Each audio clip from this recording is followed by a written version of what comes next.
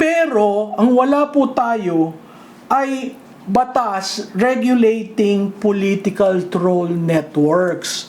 Ay sino ho ba nagkakalat ng misinformation, disinformation, malinformation? Hindi ba ho network nga, coordinated action?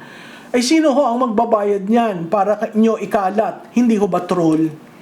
So, nakikita naman po natin kung sino ang troll. Pag tinignan nyo ang meta pages, di ba, walang history, kaka-create lang, nakalak ang profile, walang picture na matino, di ba? So, merong behavioral aspect na ma-define mo kung sino ang troll. Ang problema ho, yung organized troll works around the gray area of legality. Yung organized troll is organized for whoever is the principal of that network. Pwedeng politiko. Usually politiko ho. Hindi ho local. Usually national yan. Kasi gusto niyang i-influence